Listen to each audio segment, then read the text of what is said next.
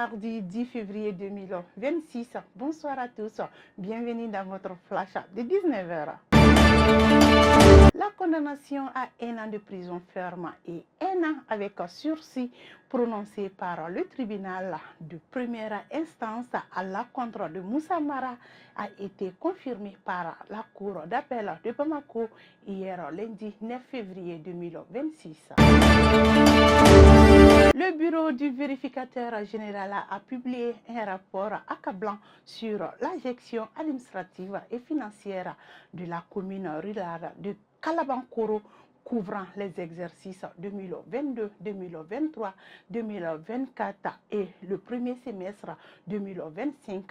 Absence d'état financier, prévision budgétaire irréaliste, texte fixé en dehors des plafonds légaux, illégalité dans la gestion des marchés publics, dysfonctionnement de l'état civil, manque de planification du développement local.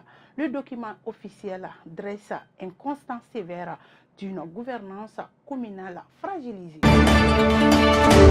Au cœur de Bamako, avec l'intronisation solennelle de Titi Nyari, désormais 11e chef de la famille Nyagate Nyari. Ce passage de témoins sacrés, débuté par des rituels ésotériques jalousement gardés par la tradition mandinka, marque le renouveau d'une autorité morale indispensable,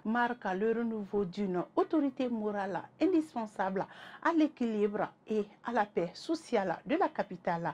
En succédant au regretté Dramana Nyari, le nouveau patriarche devient le dispositeur d'une sagesse ancestrale et le médiateur clé pour relever les défis de cohésion et de solidarité qui attendent la cité.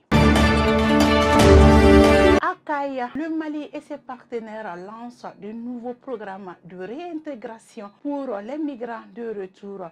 Une délégation du ministère des Maliens établie à l'extérieur et de l'intégration africaine a effectué une visite de 4 jours dans la région de Kaya, remettant des kits de réinsertion à des migrants de retour et lançant une nouvelle formation dans le cadre d'une politique visant à créer des alternatives locales à la migration irrégulière.